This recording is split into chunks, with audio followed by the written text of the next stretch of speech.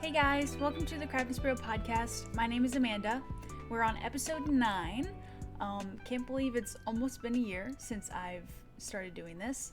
Yeah, I do it once a month, so it's been about 9 months since I've been making these videos, and I've been having a blast, just like catching you guys up to what I've been doing, like really detailed descriptions with all my projects.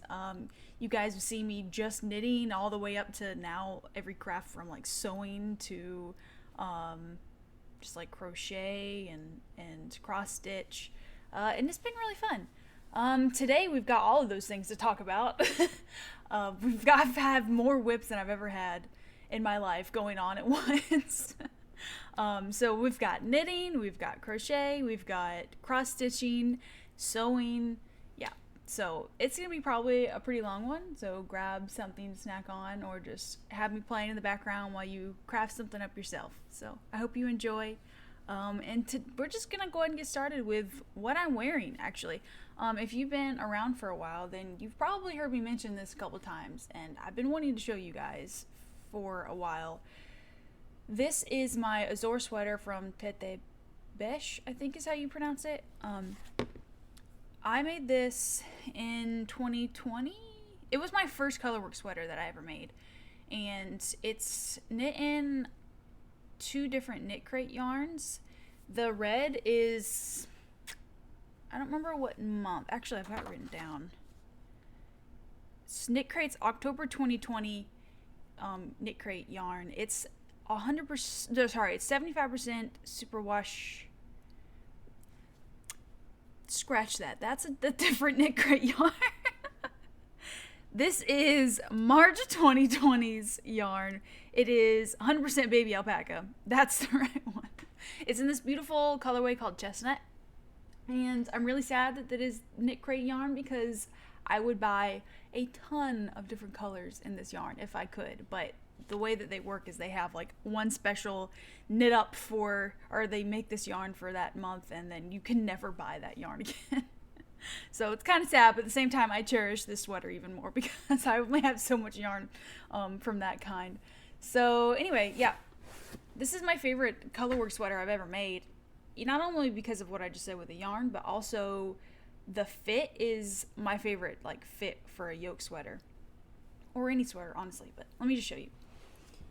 It was knit top down, and the sleeves fit really, really nicely. They're not too baggy. There's not too much fabric down here.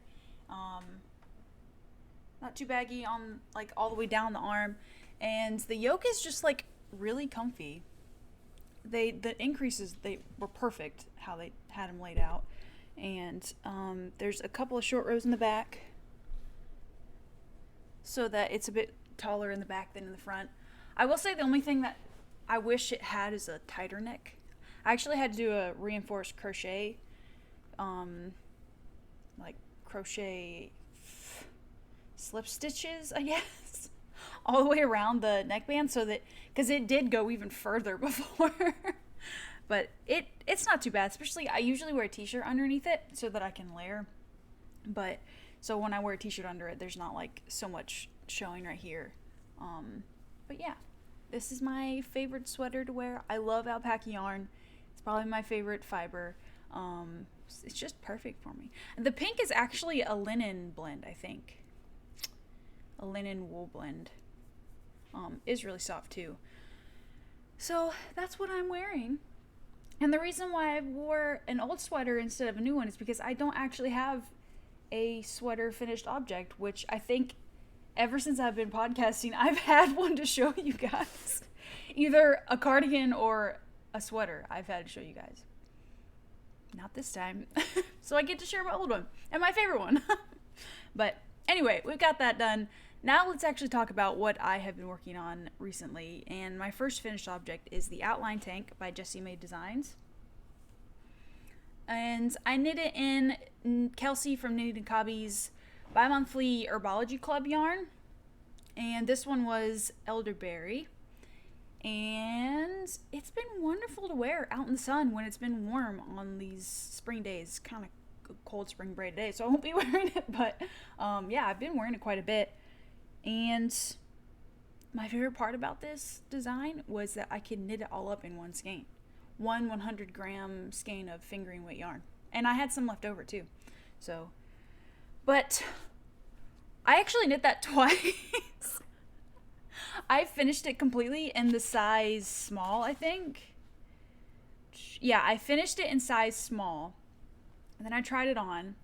And first of all, I had so much yarn left over and I wanted it to be longer. So that was one reason for ripping it all the way back and restarting. It was, okay, I know for a fact that I can make it bigger, longer. And the other thing was it had so much fabric right here that, I don't know, I just felt like I could have definitely made the smallest size.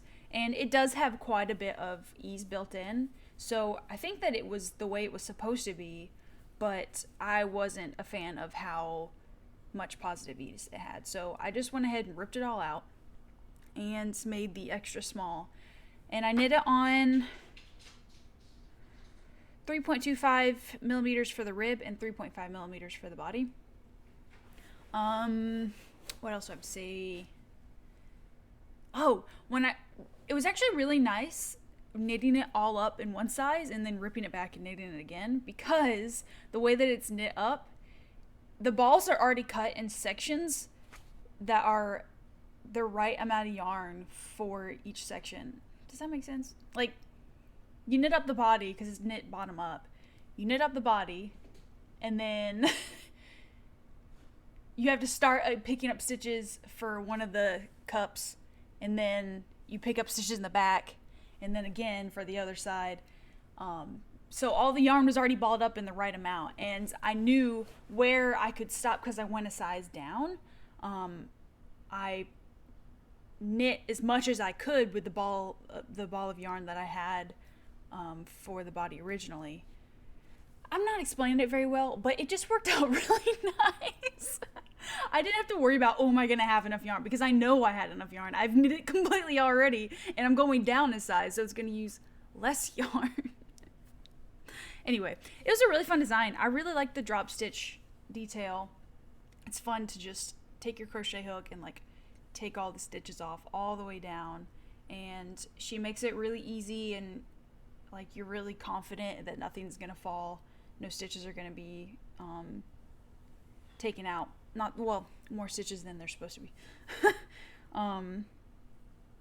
Yeah. My husband said it looked like camouflage. I just really like this green color. You can tell it's naturally dyed.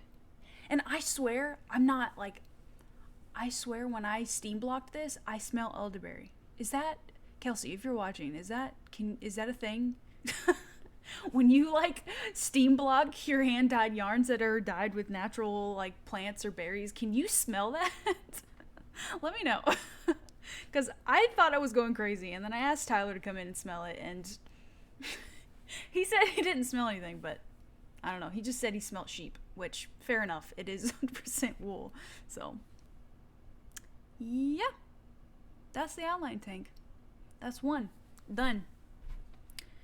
Second finished object is the one that you guys didn't see me working on last podcast. And so, Tammy, if you're watching this and you don't want to see your Mother's Day gift, just skip ahead. You probably have seen it already on my Instagram. So anyway, here it is. I am making my mother-in-law and my mom pressed flower shawls for Mother's Day. And because I loved making it so much. And I made it 2 podcasts ago. I finished it, I think. You'll find it if you want to look at it.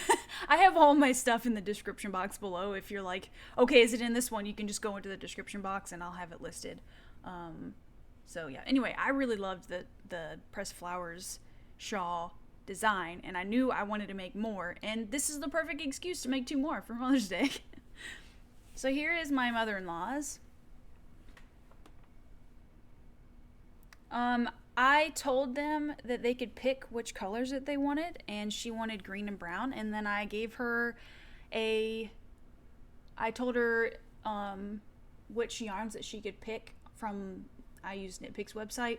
I said, okay, which colors do you want from this type of yarn? I basically just gave her whichever DK weight yarn that they had, and this is the Alpaca Cloud 100% alpaca yarn. I love this yarn so much. Like, I like a lot of Knitpicks yarn, but as I said before, alpaca is my favorite fiber. It's so drapey and soft. And what I found interesting about this compared to my pressed flower shawl, which is made out of 100% lamb's wool, is this is much better as a scarf than an actual like over-the-shoulder shawl because of the drape. It's not as stiff. It's a lot easier to like squish it together. Does that make sense? My cats are fighting. I swear they go crazy when I podcast. Anyway, yeah. So this is completely done. I just need to steam it. Even the ends are woven in, but I didn't cut them yet. Not until after I steam block them. And what I found interesting is how different the shawl looks when you don't use as big of contrasting yarns. Because I did the same border as I did with mine, where you have inverted colors. And yeah, it's not like, I don't hate the low contrast, it just looks different. And I actually wasn't sure at first when I did this first little section here. I wasn't sure if it was going to work out because of how hard it was to see the two different colors. But as I kept knitting it, I kind of liked the subtlety of it. Yeah, and like I said, I really like this as like an actual scarf.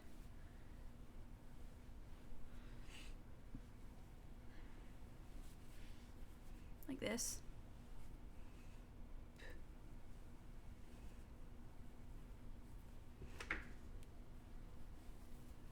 Yeah, I like it. And I'm sure my mother-in-law will too. It's really nice and soft, and I really want to make a vest or a sweater or something in this, not necessarily the exact pattern, but slipping and knitting, like mosaic knitting. It makes a really squishy fabric, really textured fabric, and I didn't like it as much in my lamb's wool to just like feel it and squish it, but in this alpaca, it's really, really nice. Yeah. I will steam block it closer to Mother's Day. I don't want to just steam it and then let's roll it up and let it sit and then have to steam it again. But yeah. I did it in all the same, I did it exactly the same as mine, same number of repeats. I ended up with, it says to repeat it 4 times, but I did an extra row of flowers, and then like I said, I did the border the same way as mine. And I was able to use 4 50-gram skeins of alpaca cloud, and I had like just like a ball like that size of each. So 4 skeins is perfect, and it's a really big shawl, perfect size in my opinion. Yeah, so there's that.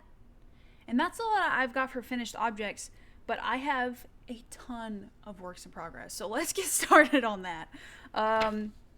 My first one is my mom's pressed flower shawl, and I'll go ahead and show that one since we were already talking about that design.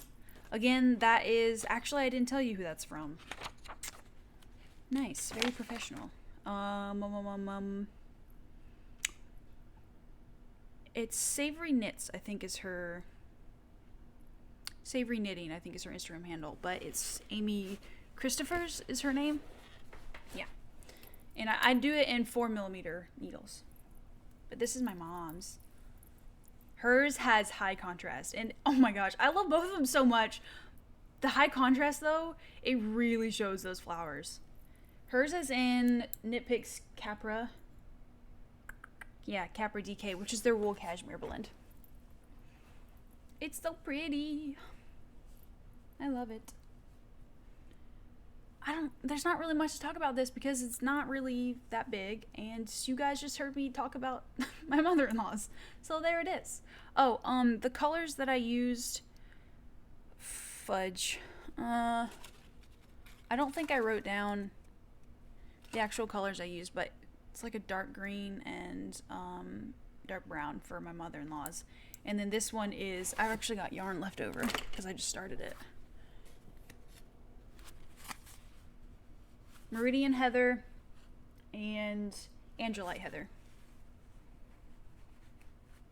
Again, Capra DK.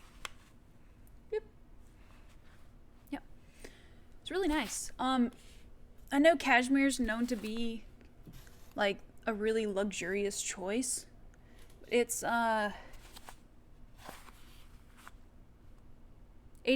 merino wool, 15% cashmere. And yeah, so like cashmere is known to be like really, really soft fiber. And it is. It's super soft. But I'm gonna be honest with you, I think I like the alpaca better. I do. I have a thing for alpaca. You guys heard this like 3 times now on this podcast. So yeah, that's my mom's Mother's Day pressed flower shawl. Hey, stop. You guys are crazy. Why do you fight while I record videos? All right, so that's that one. Last podcast I talked about my future plans making the Provence top by the Cozy Nest. And I am making this out of We Are Knitters the Pima cotton in the colorway copper. I bought this forever ago, that yarn forever ago, for my Seasons Chain cardigan, and I had like 3 or 4 balls left over, so I decided to make this. I know We Are Knitters is having like a thing right now where everybody is boycotting them, and I totally support that, but I'm not gonna not use the yarn that I have in my stash. And I'm a big fan of Pima cotton in general, so yeah, like obviously I don't really know much about Zara. I didn't know about that company before all this happened, and really put me off of that company. And there's just way too many sustainable businesses out there to even buy from them at this point. Like, it's so easy to just not buy from them. So yeah. Anyway, the important part is that I'm using my stash and that I am making a thing. So this is the Provence top from the Cozy Nest, like I said, and it is in the naughty corner, actually. I'm using my Mother's Day gifts as an excuse not to knit it, because the lace work, for some reason, I'm only like, I think I'm on like the 4th time repeating the lace pattern, and my stitch number is like crazy. I don't know what I did. Maybe I wasn't paying attention enough while I was knitting it, but it's not a difficult lace pattern. But I, for some reason, keep messing up. So I'm going to undo all the lace that I did and start over. But I think I'm going to finish my mom's pressed flower shawl first before I continue. But I have all the body knit up. And I started with, I think this is the back. I think you knit the body and then you start knitting the back of it. The front is after the back. Yeah. So it's really cute. I love the lace pattern. It's nice. Yep. I'm making it with 4mm as the body and 3.75 for the rib, and I'm knitting the size small. Yep. Yeah, that's it for that. Maybe this won't be as long as an episode as I thought, because I don't really have much to say about at least the first 2 work in progress items. I dropped the yarn. Yeah, because I had like a big ball left over from my Seasons Chain cardigan, and then I had 3 whole balls left over, so I should have plenty of yarn to do this. I think they're 100 grams. Yeah, they're 100 gram balls. And that's that. Oh, my next work in progress for knitting, I'll get into other ones in a second, but this is my last work in progress for knitting, and it is my first ever test knit project. I've never tested anything for anybody before. I've always wanted to, but just never really felt the need to once I saw them, because I'm like, oh, they've got plenty of people to test it, and that's a big sweater. Like, that's going to take a lot of time, my commitment. And then Kelcey of Knitting Niqabi, announced that she is sending out for testers for her Musalla socks, and they were super cute, and I love Kelcey, and she needed testers, so I did it. Yeah, I was accepted, and I'm really excited because I like color work socks. I've only ever made one. I made, oh my gosh, I'll put them down below, the ones that I made. They got like Toadstool. I think they're called Toadstool socks. Yeah, I don't remember who the designer is, because this was like forever ago. And this was before I had 9-inch circular needles. So color work on Magic Loop was a struggle. I was still learning color work. They were super cute, but I ended up ripping them back because they were way too big for me, and I never made them again. Maybe I'll make them again sometime because I already have a pattern because they're really cute. But I was still kind of learning how to make socks and like figure out what my go-to like heel was and everything. Anyway, I digress. My point is that I'm really excited about this test knit for Kelcey. They have to do with Ramadan, and I just think they're adorable. And the pattern, my husband was saying that it actually reminded him of aqueducts, the way the patterns are. If you want to see them, she posted a black and white photo on her Instagram. And yeah, so the yarns that I'm using, I'm kind of making it a scrappy sock for me. I'm trying to not buy new yarn. I bought new yarn for my my mother and my mother-in-law's project because I had to, but I'm kind of trying to not buy new yarn just because I feel like I have enough in my stash, and yeah, I have so many other projects going on that like I can do other things. I don't have to buy yarn. But anyway, I digressed again. This is the yarn I'm using for, there's 3 colors. You've got the heel, toe, and cuff, which is going to be Knitpicks Palettes Oyster Heather, 100% Peruvian wool. And then you've got 2 colors that are worked for the color work on the foot and the underneath the cuff. This yarn, and I'm not using this for the heel, toes, and cuff. I'm using this for the heels, toes, and cuff.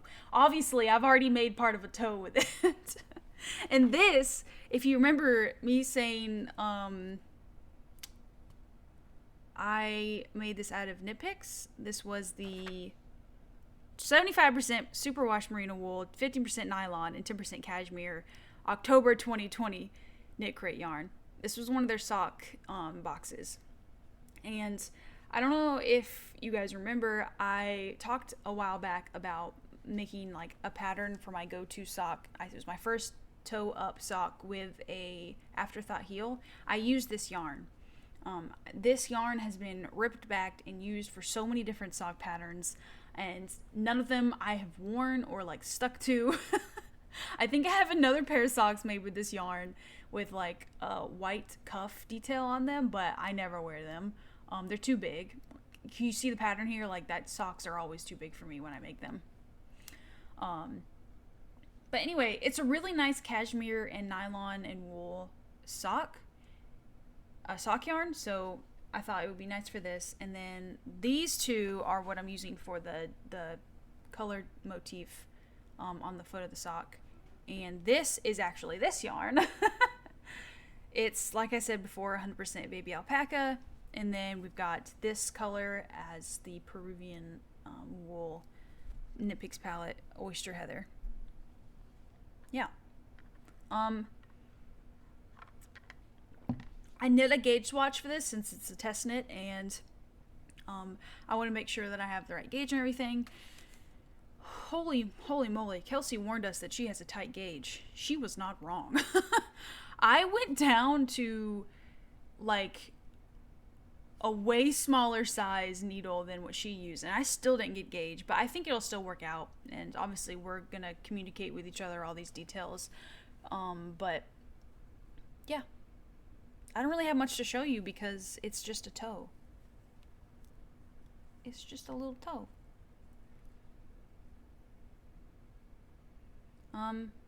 Yeah.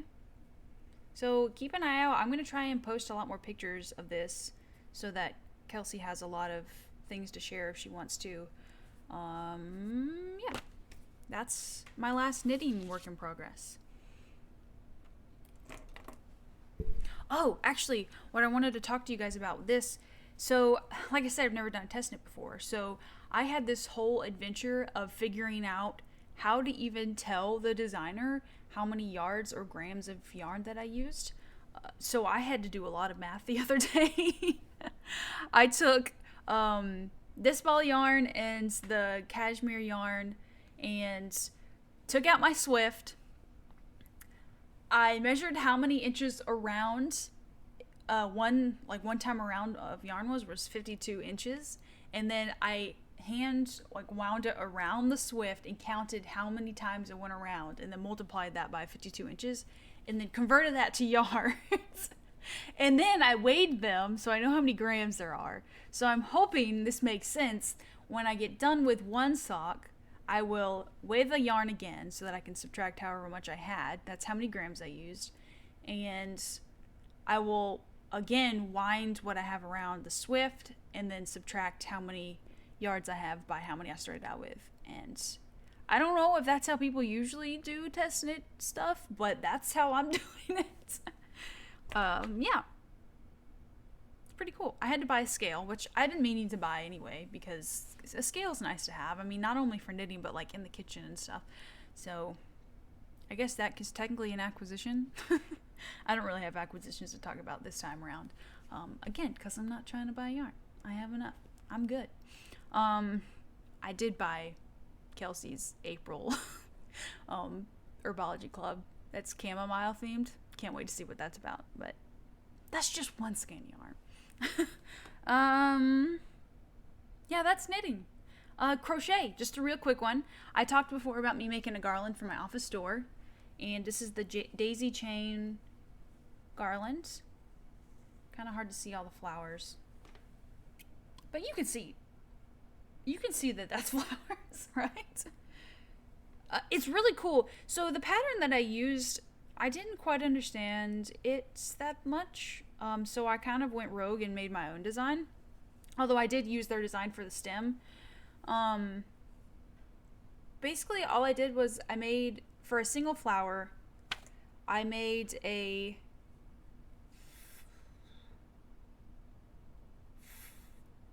6 single crochet magic loop. Yeah, there's 6 petals. I made a 6 single crochet magic loop with the white, or I did some pink flowers as well. And this is actually this yarn. Yeah, so I did 6 single crochet magic loop, and then in each single crochet I did 5 chains and then slip stitched it back to that single crochet, and then I repeated that to have 6 petals. And then I went in for the inside color and basically just like slip stitched inside each petal and then back into the center, and then the next petal back into the center, and so on and so forth until I had a little star in the center. And that's the flower. And then for the chain itself, it's basically just like a chain that you slip stitched onto itself, and you leave this like little gap in the center so that when you get done with a flower, see this gap right here, you stick the stem of the new one in there, and then the flower is bigger than the hole, so it stays on there. And it can also make a flower crown, which is pretty cute, right? Thumbnail, maybe? That might be my thumbnail. I like flower crowns. I wore a flower crown for my wedding. It wasn't real flowers. It was like a cute little golden detailed one. Anyway, that's my crochet project. I'm using scrap yarn. This was, you guessed it, a Knitcrate sock yarn that I got. A really squishy one. I really like this one. I made a pair of socks for my mother-in-law with these. So there was that for the stem. And then this is, they're actually all Knitcrate. I went a whole year buying Knitcrate each month, and most of the time one box wasn't enough to make something, so I just like use them for scrappy stuff. I bought extra yarn from this stuff for this yarn when I wanted to make the sweater, but that's like a rare occasion. These are also, like I said, Knitcrate. This is the linen blend that I talked about for this, that I used in this. And this was one of their months where COVID had just hit and they were struggling with like shipping and stuff. So they did a special Knitcrate where they gave you a choice of an undyed blend and Kool-Aid packets to learn how to hand dye your own yarn. I really wasn't interested in doing that. I liked the yarn undyed, so I just kept it as that, and I've used it for various projects. I made a shawl with these two mixed together. I think it was like landscape shawl by some designer. I don't remember. I'm terrible at remembering designer names. I have them all in my notebook. I could probably find it. I'm committed now. I'm gonna look through and try to find it.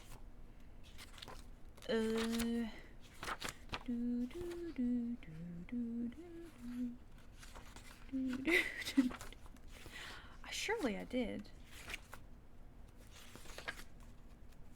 Okay, I'm finding it.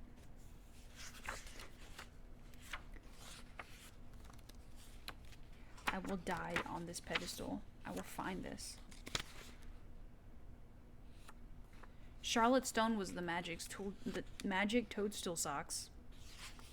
So if you're wondering about that, you probably saw it on the screen when I said that I was going to put it on the screen. Traveling landscape shawl. And oh my gosh, I didn't even write down the designer name. Why didn't I write down the designer's name? Are you serious? Come on, Amanda.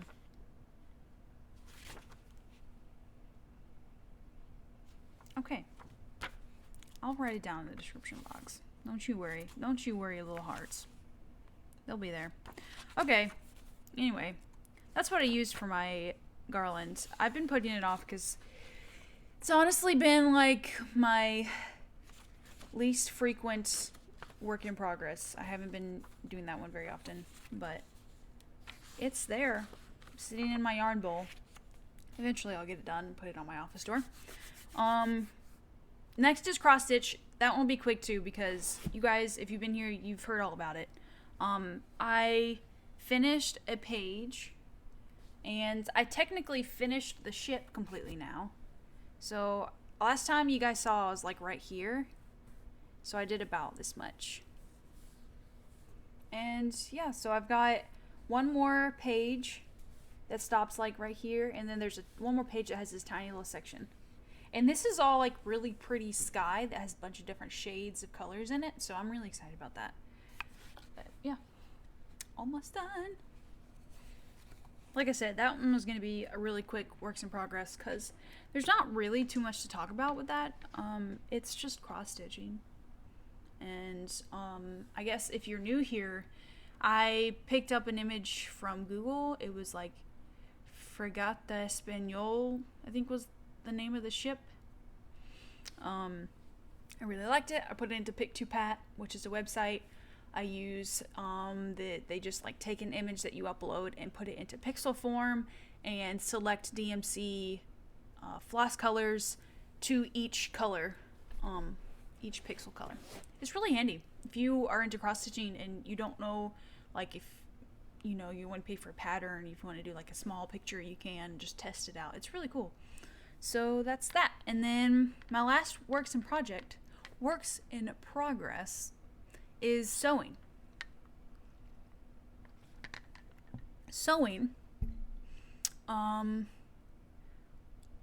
Which I haven't done in a while. So last time you guys saw me, I had made my first skirt, and that was really cool. I've been wearing the crap out of that skirt. It's so cute. It's like a brown plaid color, but I wanted to learn to sew more. And, I had the perfect opportunity to hone the skill with Caitlin from the Cozy Moth Knits. She is hosting a make-along called the Sprout New Skills Make-Along. She started this last year, and I thought the idea was like genius because why not learn new things or try to perfect something you already know? Because, you can only improve, and I don't know, I think it's really cool. So what I wanted to improve on / learn, because still pretty beginner sewer, I wanted to make a project bag. So that's what I'm making. I went to the store. I went to Hobby Lobby because that's the only craft store I have near me. And I picked out some fabric and got some cotton batting and some thread. I also got some D-rings and some, like, the hooks that you hook the D-rings on for the straps of the bag. It's gonna be really cool. But basically what it is a bucket bag, a bucket project bag, where, you know, it's got like the bottom, and then the edges, they're pretty, I mean, it's quilted like batting stuff, so it's pretty, what's the term, stiff, I guess. So it stands up on its own, or I hope it does. And then it's got like a fabric at the top that cinches in, and like I said, it's gonna have a strap. It'd be super cute. But ta-da! Look! I got the side pieces done. Well, the main panel anyway. There's 2 of them. And it's quilted. Guys, I did this. I did this on my own. You can't really see very easily that it's... This fabric right here is so busy that you can't see the lines very easily, but the top is also quilted. It's got the lines right there. But you can see that a lot easier. And this is like a thicker fabric. I wanted corduroy, but they didn't have any at the time, so I would describe this as like outdoor furniture fabric. You know what I mean? And then yeah, this is just like apparel fabric with this really cute floral design. Let me see if I can zoom in for you guys.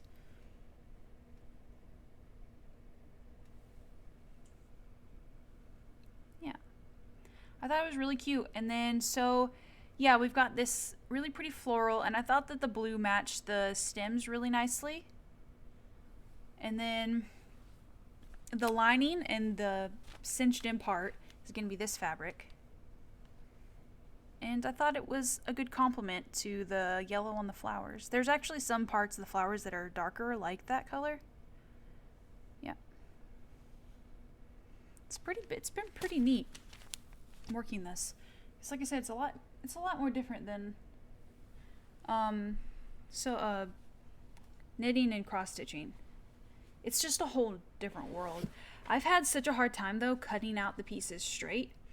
I actually ended up having to buy a mat that I can do the rolly cutter thing on.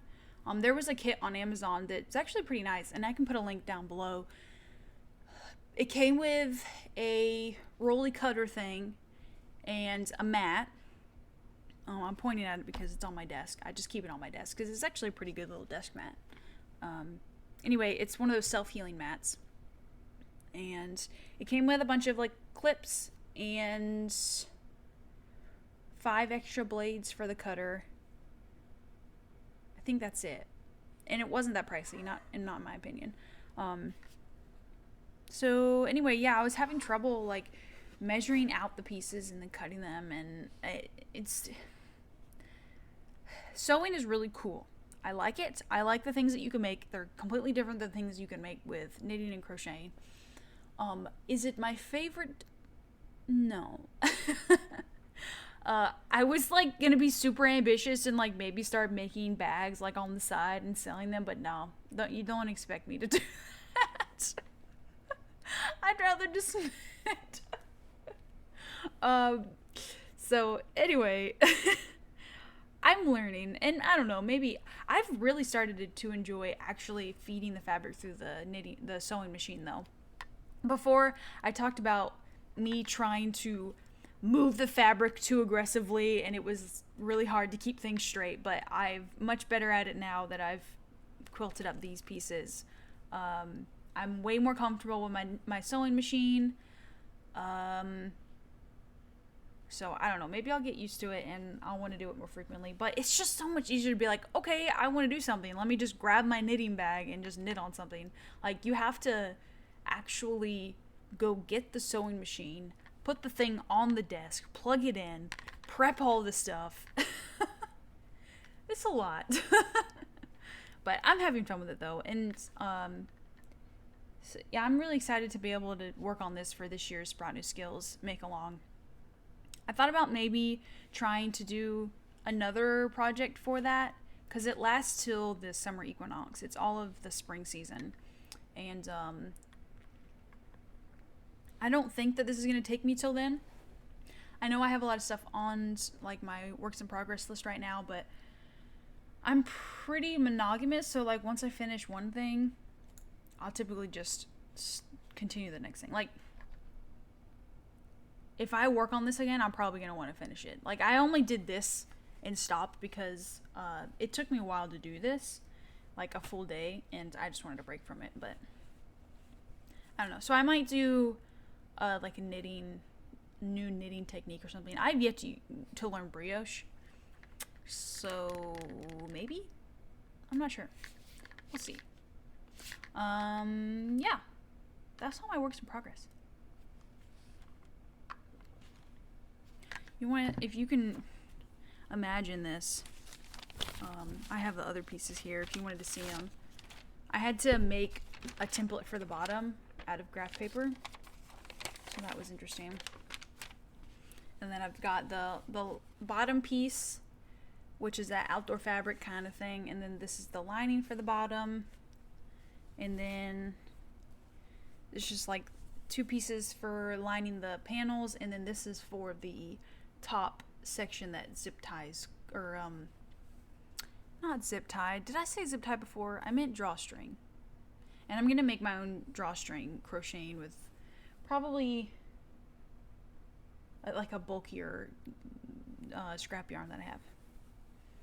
But yeah, excited about that. And go check out Caitlin's podcast and her Instagram, because she's learning how to do continental knitting, because she's always done English style, which I think is really cool of her, because it's really nice to be able to have different ways of knitting. I am continental, and I've tried English style knitting, and my hands just, they can't do it.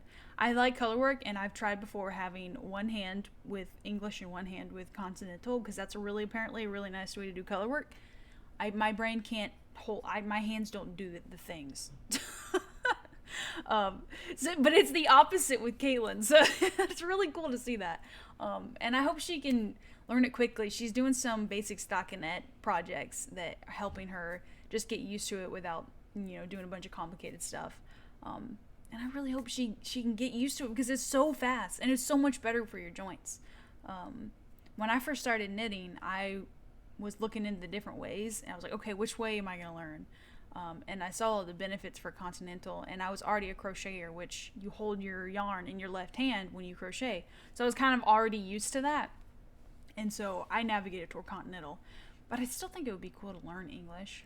Just because when I watch videos of people knitting, I think the English style looks cooler. Like, it's more addicting to watch English style knitters versus continental. Like, you can't even really see what continental knitters are doing because it's so close to the needle, and like there's very few movements. But anyway, go check her out. She's amazing. She's also been doing like book review stuff, which I loved listening to. Even if she's not really reading stuff that I would read, it's still nice hearing people talk about like what they thought. I've personally just finished my first Grishaverse duology. Duology? Yeah, that's the word. Six of Crows and the Crooked Kingdom. And I love it. I loved it so much. I just bought the whole Shadow and Bone trilogy. And I'm really sad because I didn't think about this. I should have read Shadow and Bone first, because that's the first in the timeline. And then you do Six of Crows. And then there's another one. Crown Thorn something. You know, all those books sound the same. But yeah, I plan on reading those as well. But yeah, so that's all my works in progress. I have just like a little bit to talk about for future plans. Like I said, I don't have any yarn acquisitions, so there's none of that. But basically what I wanted to say was I want to start fixing old garments. There's been a lot of talk recently in the knitting community, crafting community, about sustainability. and I think it was mostly because of the We Are Knitters debacle that happened. And there were some things that really hit home as far as like, okay, you're making a conscious decision to not buy this brand because they are not sustainable. And you're wanting to really advocate for slow fashion. Well, it's not exactly slow fashion if all you're doing is making a bunch of garments that you're never really actually going to wear. You're doing it for the content on Instagram or whatever have you.